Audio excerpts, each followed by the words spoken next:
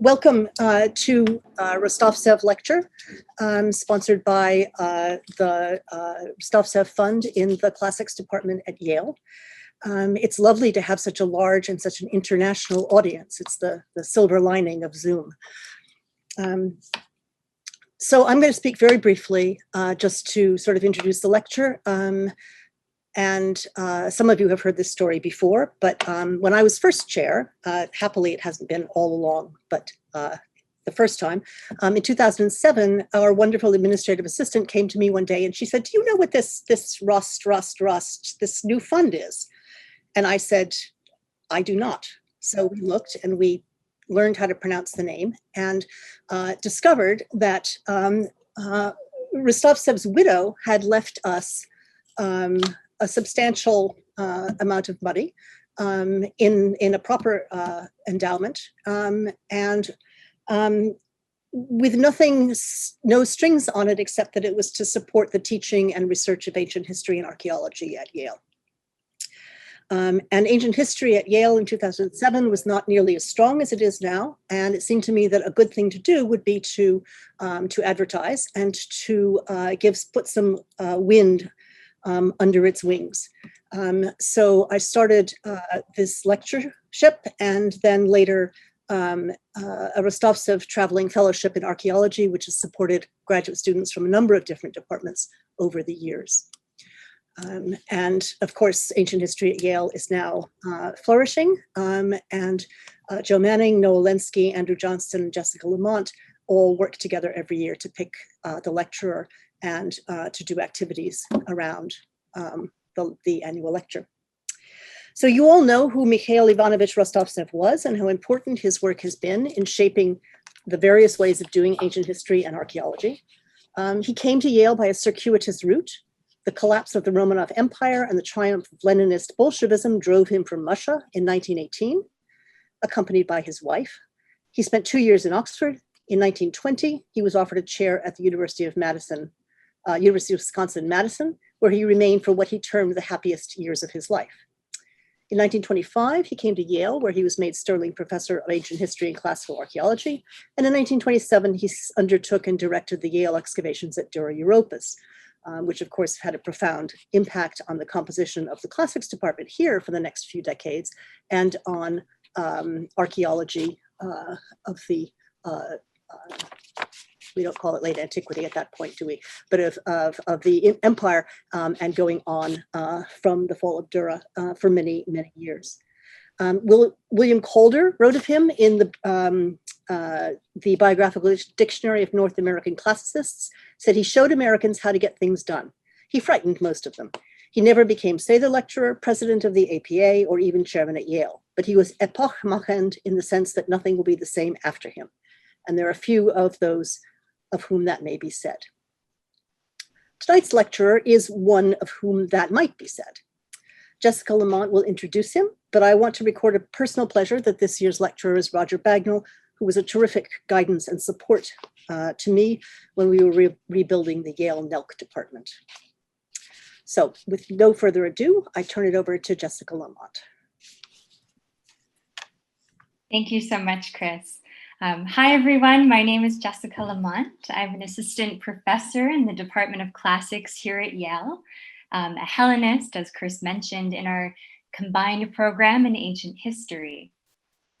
And it's really a pleasure tonight to welcome and introduce Roger Bagnall, who has graciously stuck with us as his lecture transformed from an in-person event in which he was meant to present on a grand stage and then attend a reception and a dinner with real live humans into this remote event on Zoom, which at least comes with a big audience from around the world.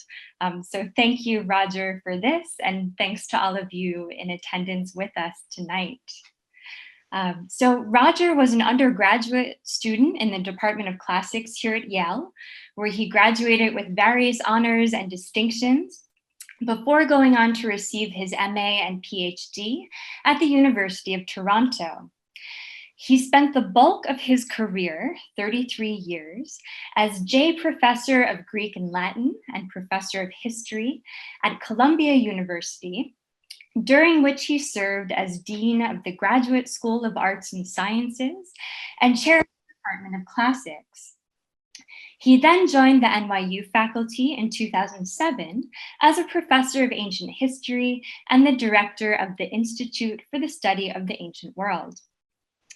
In many ways, Roger is the ideal Rostovtzeff lecturer, as he, like Rostovtzeff, is a titan in the field of ancient history.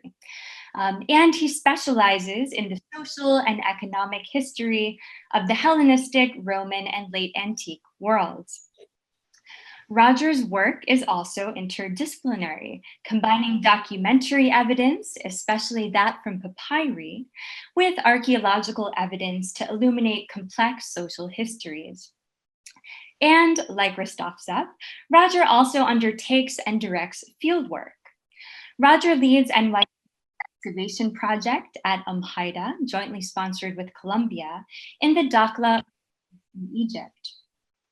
His recent book, In Oasis City, presents some results from this work. Now, among Roger's other well-known books are Egypt in Late Antiquity, Reading Papyri, Writing Ancient History, the Oxford Handbook of Papyri, and Everyday Writing in the Greco-Roman East. And while his publications are extensive and have been extremely influential in ancient history circles, I thought I'd call attention to a less well-known article of Roger's written in the year 1986 called The Computer and Classical Research. Now, in this 34-year-old article, which I read last night, Roger takes readers through the exciting potential for research and learning that the computer could have for the future of classical scholarship. 34 years ago, Roger speculated on the benefits that technology might one day have for our field, from the existence of machine-readable files to the dissemination of the results of one's research. Now, I couldn't help but wish that past Roger could see Roger tonight, here in the current moment, presenting from his computer to an audience across the world, sharing images and text from his ongoing research with all of us tonight. So without further ado, here's Roger Bagnall, who will speak to us on the other caravan cities, transport, capital, and inequality in the Egyptian oases. Thank you. Thank you. It is true that without technology, I would just be having dinner at home tonight. Which wouldn't be so bad. But anyway, thank you very much, Jessica, and thank you to the department for inviting me. It is surely among the least of the many dismal consequences of the COVID-19 pandemic that I am unable to be speaking today in the Yale Lecture Hall to a live audience. I am in fact in St. Louis, trying, like most grandparents, it seems, to help with my grandchildren's remote schooling. And yet I feel the loss of presence. When I was back for my 50th reunion 2 years ago, many memories came back of my undergraduate formation in the school of Rostovtzeff. Could I have the slide, please, Joe? It was a period of bitter struggle in the classics department over whether that legacy would survive.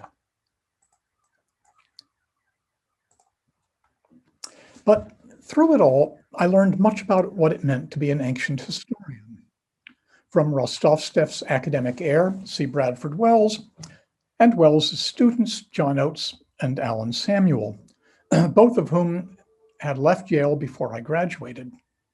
And also from Jerry Pollitt, not only from his teaching, but from my 2 years of working for him in the department's slide collection, which had a profound impact on my career. It is a joy to see ancient history and archaeology so strong at Yale in this century. Rostovtzeff's Caravan Cities was published in 1932. It was the translation of a substantial rewriting and expansion of a Russian version of his travel sketches, published the year before. and was based on further travel in the Near East after the appearance of the Russian version. Publishing must have moved faster before modern technology intervened. The preface tells us that the choice of cities was accidental, based on the state of preservation of their ruins, Petra, Jerash, Palmyra, and Dura. Actually, it is not an accident that Damascus, Aleppo, and Amman were less susceptible to study, because they had modern cities on top of the ancient sites. Rostovtzeff's choice of what is today Jordan and Syria for his travels was also a reflection of his interests, and of course, of Yale's involvement in the excavations at both Dura and Jerash at the time. The underlying premise of the book and the source of the concept of caravan cities is that the ancient cities of the Near East were never self-sufficient. They always had to trade to supply their needs for goods not available locally. Although some of this trade could go by water, much of the interior of the region could not be reached except overland. The cities studied in the book all met that criterion, as indeed would have those he omitted. Rostovtzeff thus began with an emphasis on the needs of producers and consumers, and the role of caravan trade in meeting those needs. It is all the more striking to see that in the remainder of the historical survey that opens the book, and even more in the succeeding chapters, the agency and motives of producers, consumers, and merchants are largely elided in favor of the role of government. In effect, the economics of the trade got little attention. But a moment's thought must show that only if the trade was economically viable would those governments have cared. How did the economics work? And what were the consequences? By the time we get to Jerash, where Rostovtzeff admitted that there was no direct evidence of a role for trade in the city's obvious wealth, next slide, please, the absence of any other visible source of prosperity was sufficient in his eyes to justify the characterization of it as a caravan city. The book's origins and travel sketches become increasingly clear as it goes on. Economic analysis is, unusually for Rostovtzeff, barely present. These Near Eastern travels did not include Egypt, although he did visit it on other occasions. Egypt is not, however, entirely missing from caravan cities. Rostovtzeff stresses the close connections between Egypt and the Near East from at least the 4th millennium BC on. But he saw correctly that transportation inside Egypt was above all by water on the Nile. And so by the 1st millennium, and indeed I would say earlier, was its external trade, which used particularly the maritime routes to the ports of the Levant. He also pointed to the role of overland caravans in connecting his caravan cities to Egypt, mainly through the neck of land connecting the Nile Valley to Sinai. But no Egyptian city figures as a caravan city in his account. This is perhaps not surprising because the Egyptian cities known to him were all on the Mediterranean, the Red Sea, or the Nile. Those with which I shall be dealing were hardly known at the time he wrote. It is perhaps telling that the word oasis does not even figure in the index to the book. One has to remember the travel conditions of the era. Rostovtzeff missed visiting Petra 2 decades earlier because, quote, it was necessary to equip a caravan, to find guards, and to obtain an irade from the Turkish officials, unquote. He lauds the English who have, quote, like the Romans before them, brought order and safety, good roads, and new means of transport, end of quote. But Petra was relatively easy to reach compared to the oases of Egypt's western desert. Apart from a few early explorers, there was no archaeology in these oases before Ahmed Fakhri began work in the 1960s. And the oases occupy the most modest of places in the ancient written sources that were known in Rostovtzeff's time. Next slide, please. There are 5 principal oases in the western desert of Egypt, forming an arc that begins with Siwa in the north, continues through Bahariya and Farafra in the middle, and finishes with Dakhla and The distances at stake are large, even in modern terms.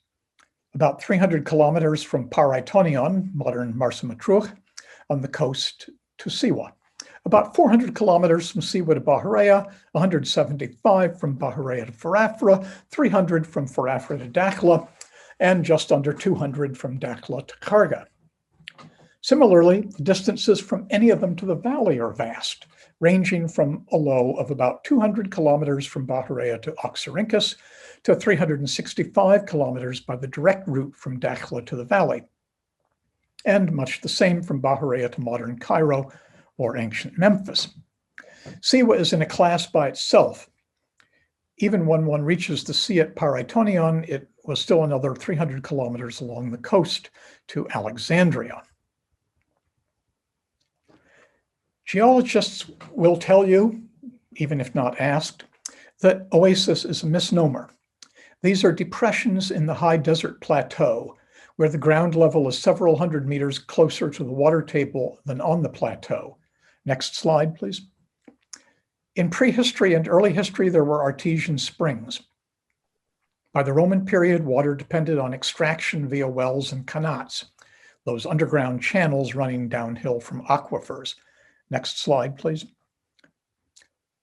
Only the area around these water sources or their outlets can be cultivated and would meet the modern concept of an oasis.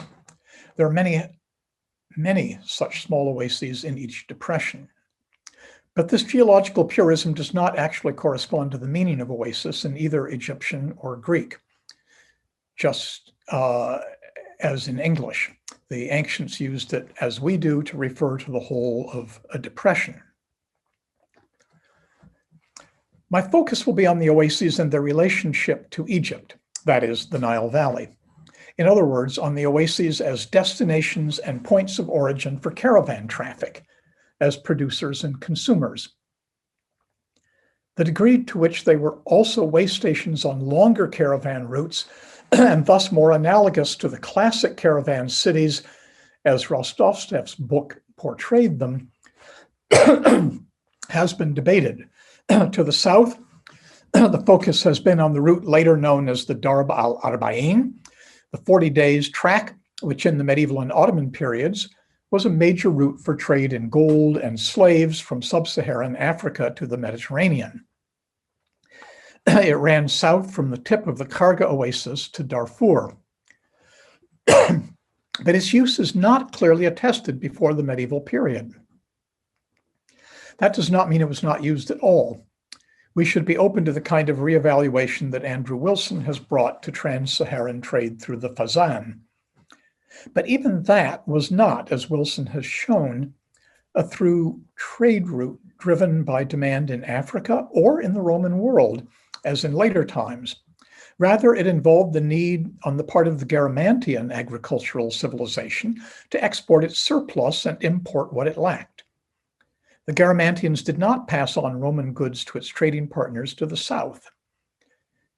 The residents of the Egyptian oases are the counterparts of the Garamantians. With connections to the west, we are somewhat better informed. Already in the 5th century, a route between the Fazan and Siwa via Augila is attested by Herodotus, taking, we're told, about 20 days. Next slide, please. It is, for reasons I shall come to, not likely that this route was in use much before that time. From Siwa, of course, one could then reach Bahariya, and from there the Fayum and the Nile Valley. One medieval source places the Fazan at 60 days travel via this route to Cairo, perhaps a slight exaggeration.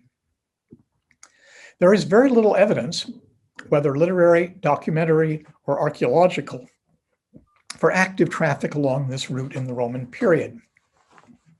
The very scarce finds of African red slipwares in the Great Oasis tell us nothing about the route by which they arrived, which is at least as likely to have been by coastal trade from Tunisia, transport up the Nile and oasis traffic with the valley, as it is directly across the desert via Siwa and the chain of oases. And there is nothing so far identified in the finds or culture of the oases to suggest strong connections across the Sahara or with Libyan nomadic populations.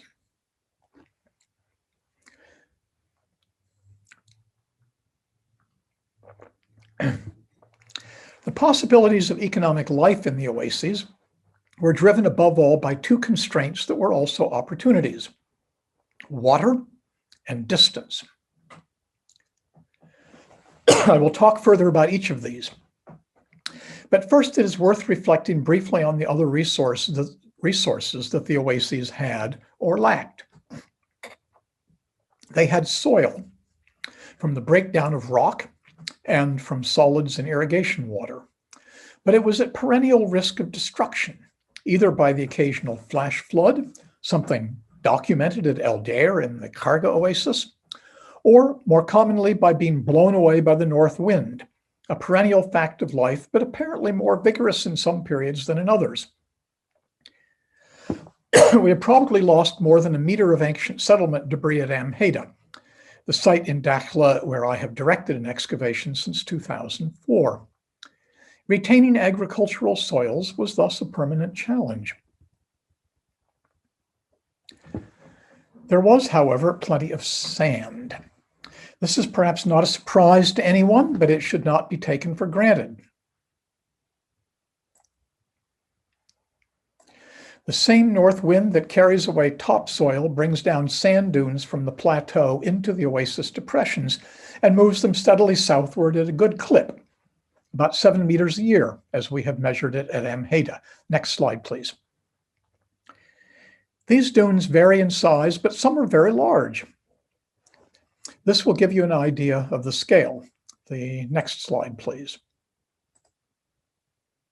Plantations, such as orchards. The agricultural middle class seems not to have existed. Sixth, instead, we find landlords and tenants, but not as in the valley, tenants with some independence negotiating time-limited leases. Rather, tenants apparently existing in continuing dependent relationships with the owners of the wells. And of course, in this context, landlord means someone who controls water and extracts rent from it. And seventh, the capitalists behind the wells were to some degree absentees.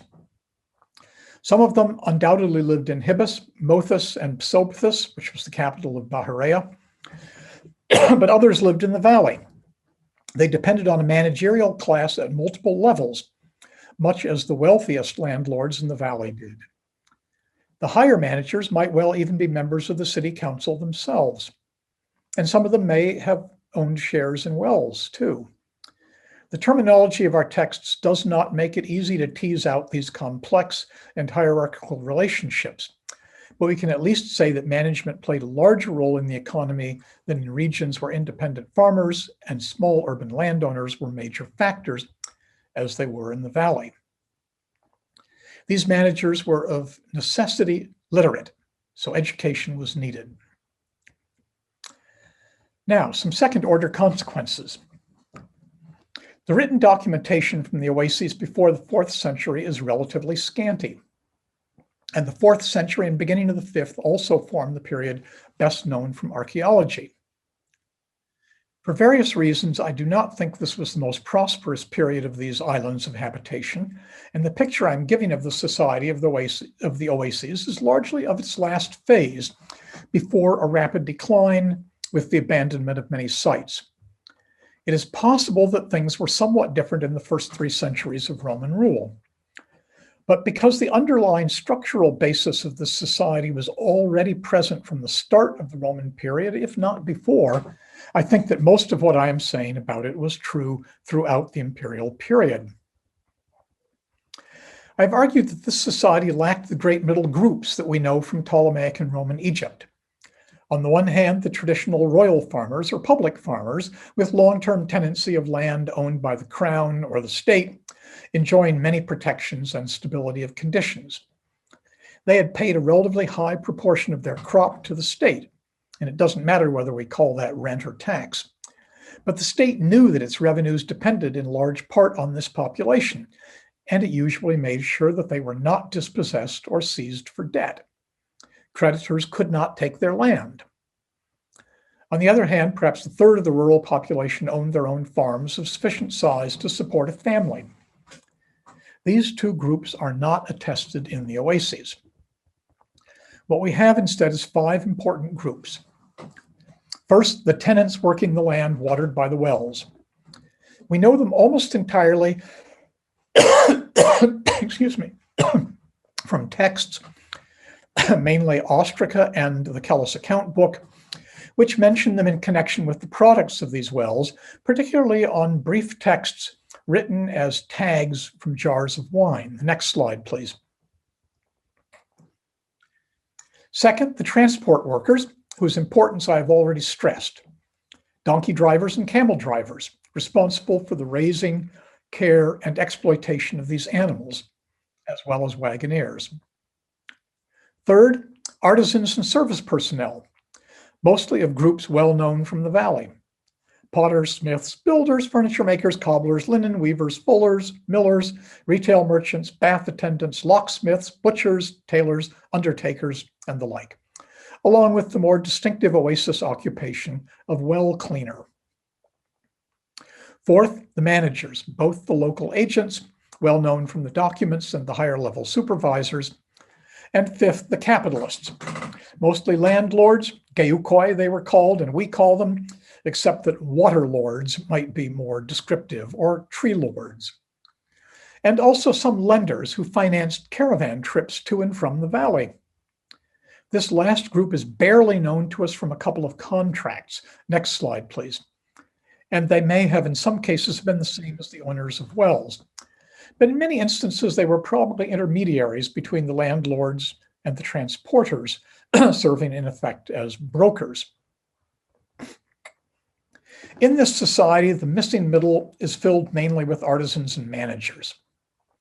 Perhaps the transport workers also belong here, but I do not think so. Those whose names are given all have Egyptian names. This might seem unimportant, but it is not. When Rodney Ast and I analyzed the 2 key populations of the Trimithus ostraca, we found that the tenants whose names appeared on the wine jar tags virtually all had Egyptian names. Next slide, please.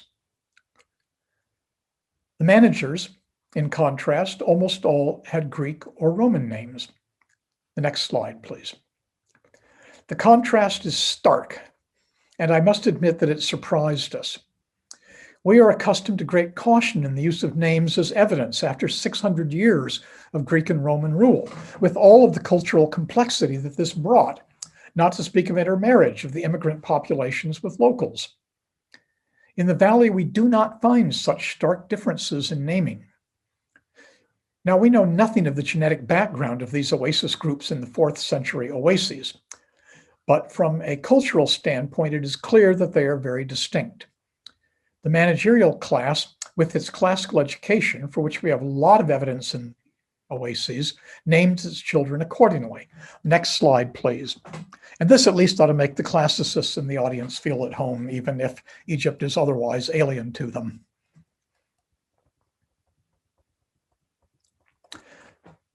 Just to be clear, I will say that I am not suggesting that we should return to the view of Egypt as a proto-feudal society that papyrologists have been struggling to escape ever since H.I. Bell put it forward a century ago. Most historians today would accept the view that late antique Egypt was a more unequal society than Hellenistic or early Roman Egypt, and that this inequality rested to a large degree on an increased concentration of land ownership. But the rest of the legal and social baggage of Bell's proto-feudalism is no longer alive in contemporary scholarship. In the Oases, land ownership per se is not at stake. It is wells and investment in long-maturing tree crops that are critical.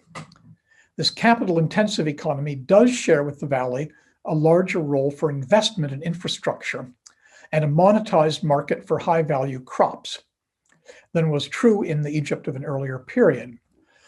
But because of the water regime and distance, it is a far purer instance of a capital-dominated society. We have no data to allow us to measure inequality in this society. I cannot offer any Gini coefficients, alas. But let us look at one indicator that to my mind is significant: illegitimacy. I've discussed this more fully elsewhere, reassessing the argument made by Herbert Udy a half-century ago that illegitimacy in the papyri of Roman Egypt reflects marriage restrictions imposed by the Roman government, rather than, as he put it, the loose morals of a low-class population. Now, the negative side of his case is strong. People with only a mother's name appear, wherever the evidence allows us to say, to come from stable domestic relationships in which the parents simply are not legally married. The positive side of his argument, however, does not stand. The use of mothers' names for identification persists long after the disappearance of the prohibition on soldiers' marriages or on intermarriage, and long after the Antonine Constitution. It is, rather, I've argued, the product of a society with significant economic inequalities that allow men of greater means to have families, perhaps second families, with what we would call concubines. As it happens, there's a lot of evidence for illegitimacy in the Oasis texts, both in the 3rd to 4th century archive of the funeral workers of Cusas and in the ostraca from Kelis and Trimithis. The incidence of illegitimacy appears to be higher than in contemporary archives from the Valley. We are, of course, familiar with the phenomenon of a society in which the economically disadvantaged are less likely to marry than those of higher economic status. We live in it. But perhaps even more striking is the picture that I have sketched of the Oases, and equally familiar to us today is the role of elite education in reproducing inequality from generation to generation. That the wealthy of Roman Egypt supported classical education for their male offspring is by now well documented, and we know quite a lot about that educational process. What is more striking is the link between classical education and the managerial ranks, not only at the top, but at the local level. The close similarity of the handwriting of the manager who maintained the Kelis account book and that of one of the writers of the Codex of Isocrates tablets found in the same room is not an accident. In the recent publication of a 4th century Codex of Mathematical Problems and Sample Contracts, the next slide, please, Alexander Jones and I have argued that it is a witness to the deliberate formation of managers. The School of Management attended after a primary and even secondary education in the classics. There is no investment without risk, and the wealthy residents of the valley who invested in adding to the stock of wells in the Oases in the early years under Roman rule must have taken account of the risks that they could recognize at the time. These may not have been entirely the same as those that affected investment decisions in the 4th century. It is difficult to separate out a recognition of risks from an attempt to understand why the Oases declined steeply in late antiquity. Across Dakhla, there is a horizon of abandonment, or at least partial abandonment, in the 360s, and a reduced level of occupation afterward. We have less good information for Karga, but at least the southern part of that oasis has little to show after the first decades of the 5th century. Much the same is true of Bahariya. There are 4 main potential risks that I can see. The first is the possibility that wells will stop producing water or require so much deepening that they are no longer economically viable. Today's mechanized drilling can reach lower aquifers than the ancients were capable of tapping. We do not know what the lifespan of an ancient well was, and I do not see how, except with unlikely extensive excavation, excuse me, we will ever find out. A second risk is markets. If demand for Oasis products were to fall, or prices to soften because of increased competition from cultivation in the high land along the valley, the profitability of the enterprise could be threatened because high transportation costs would erode profit margins and harm competitiveness. A third risk is the security of the Oases. We do know, in fact, that there were some attacks on Karga in later centuries, and insecurity may have started to be a factor in the 3rd century. It was under the Tetrarchy that the first permanent military installations in the oases appear to have been built, more or less simultaneously in Bahariya, Dakhla, and Karga. Next slide, please. Whether these were responding to past attacks or represent a more forward-looking apprehension, we do not know. There is next to no documentation of desert insecurity in this period. Finally, it is also possible that the insecurity of lines of communication, the caravan routes themselves, might have threatened commerce even if the oases themselves were secure. There is no chain of military posts in the desert to secure the roads, and we have no way of knowing if increasing attacks on caravans might have raised the effective cost of goods beyond what it was possible to recover in the markets of the valley. In effect, even without any system of insurance, the risk level for caravans may have risen beyond bearable levels.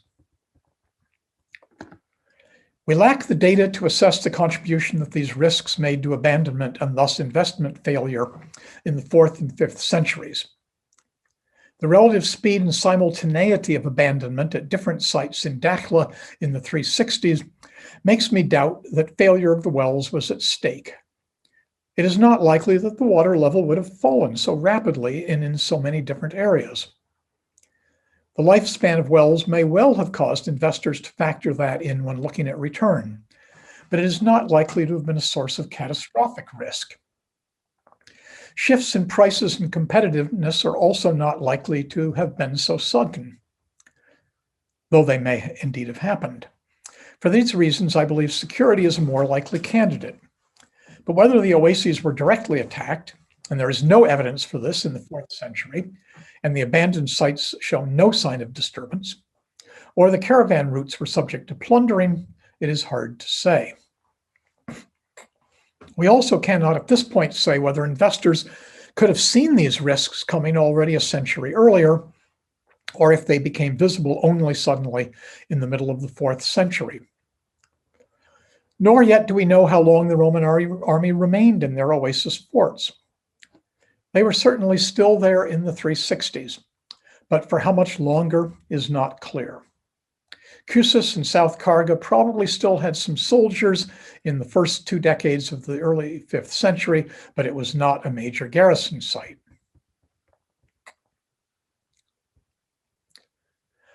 A lot of things had to come together for the economic growth visible in the oases in the Roman period to have been possible.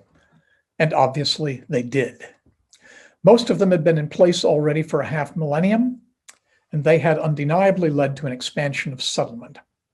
Water technology, long-distance transportation, a distinctive niche in the production of valuable crops. It is possible that the Roman period brought new crops in the form of cotton and perhaps millet, but above all, it brought a tax regime favorable to the investment of private capital. That capital found the combination of the other factors attractive. It was not until the Egyptian government, in the time of Nasser, decided to expand settlement in the oases that the oases would again be as densely settled as in Roman times. But that visible prosperity came at a human cost. Part of that cost was a high level of inequality and a segmentation of the population very different from what we find in the Nile Valley. The key to the viability of the system was estate management, and that was possible only with the literate tools required for record keeping and reporting. Teachers of the classics found a ready audience in the future agents of capital. You can draw any moral for yourself. Thank you. Possibly the sound of one hand clapping there, Roger. Thank you so much. I think Joe is going to take help manage questions. How do you want to do it, Joe? I think if you all don't mind, questions via the chat, so I can, with my colleagues, field them, maybe consolidate or field them together in a good single question, that sort of thing, just to we don't bombard Roger from all over the place. So if you don't mind, we'll let Roger rest for 30 seconds, catch his breath, and send your questions via the chat, please.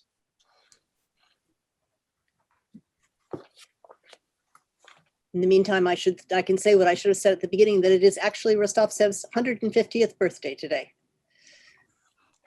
So, well done.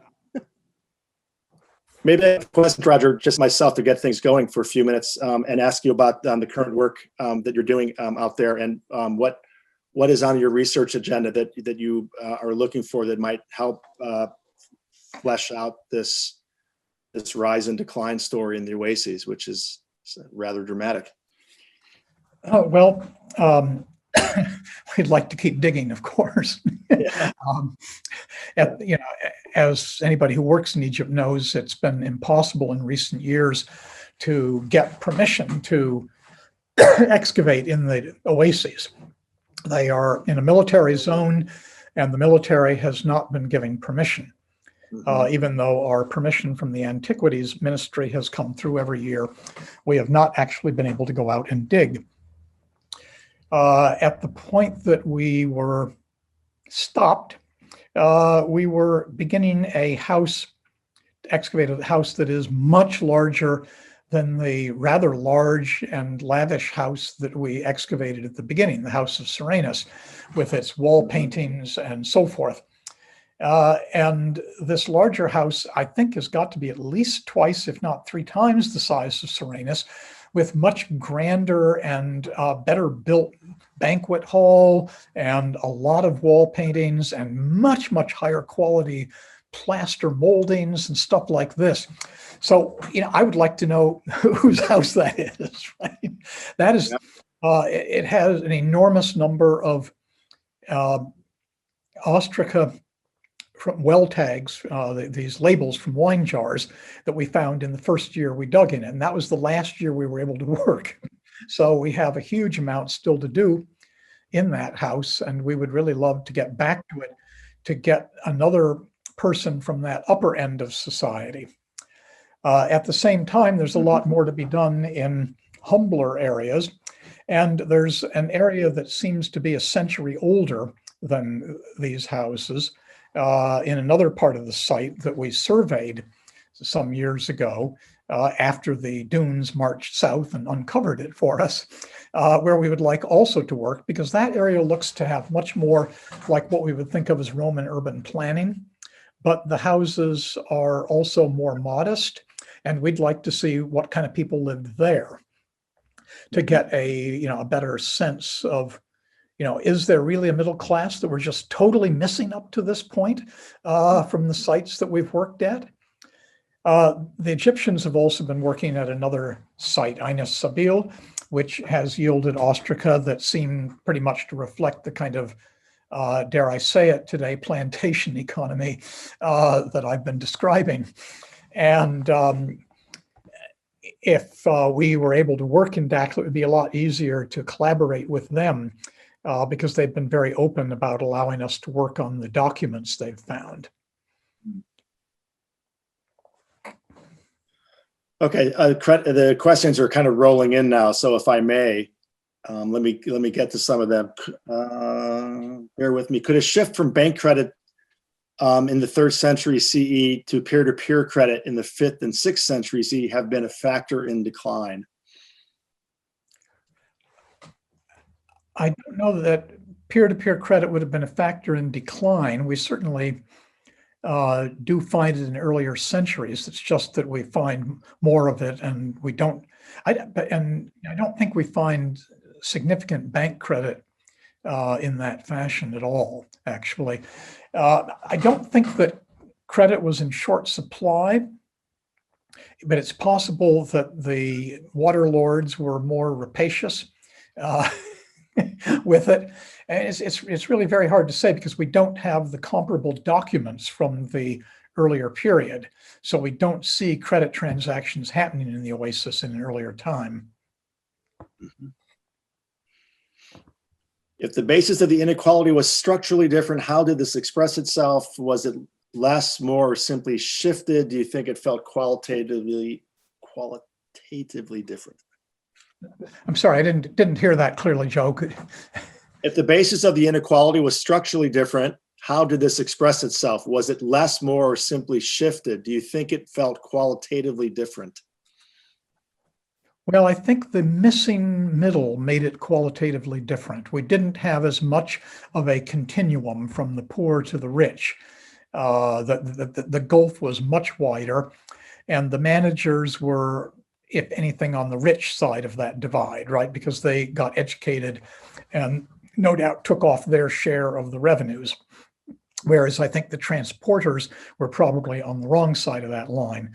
But without the middle group, I think it was the extremity of it, the quantity is the quality in that sense.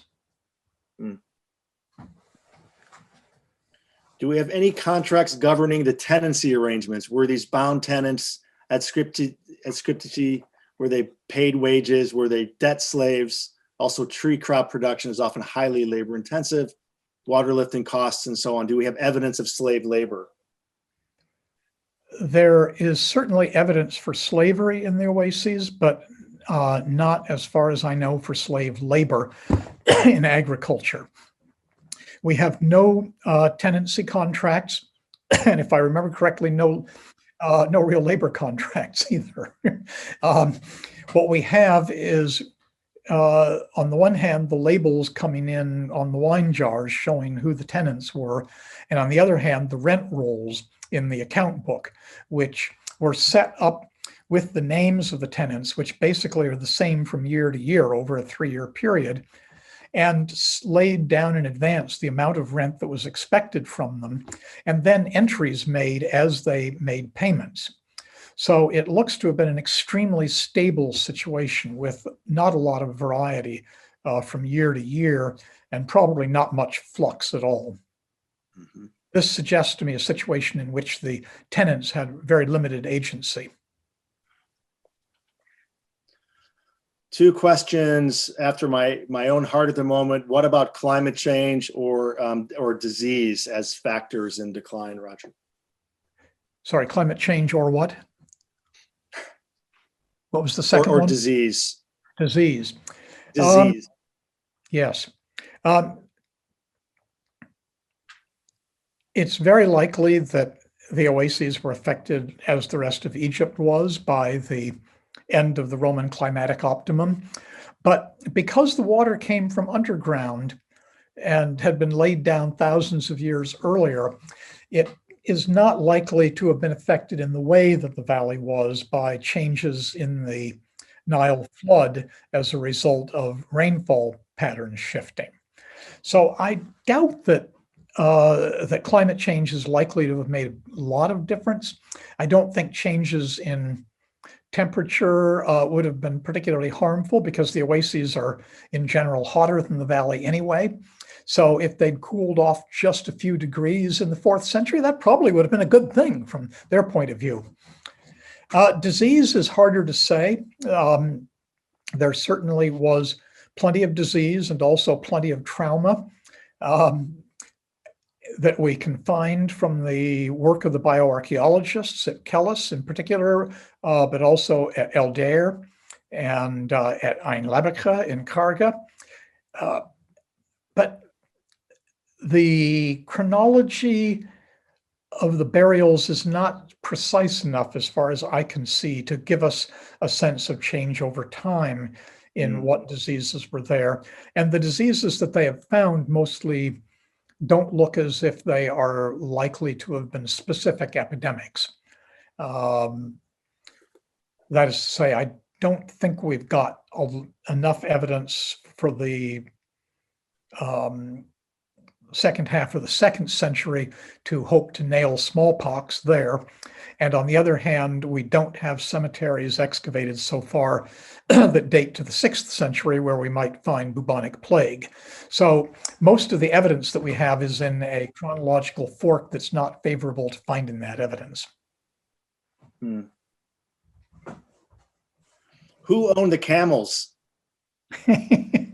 Hello, Jim. That is very hard to say, actually. Owner operators and hired drivers in the trucking industry. So can we differentiate? Yeah, it is perfectly possible that those existed, that some of the camels belonged to the capitalists and that they then that they hired camel drivers to send their stuff to their markets. On the other hand, the contracts in Genoa that I republished in the Gasku-Festschrift, it looks as if the transporters are themselves the camel owners, and they are kind of, independent agents contracting with a capitalist for the journey. There's a lot that's unclear in those. They're not very well drafted, but it looks as if that is more nearly an arm's length relationship, even though the same people clearly contracted in more than 1 year. If you take one more question, maybe at the late hour here, what were there unique characteristics of the share contracts between the water lords and water infrastructure ownership compared to other sorts of proto-corporative contracts found in other parts of Egypt or the rest of the Mediterranean? Sorry, I lost the second half of that.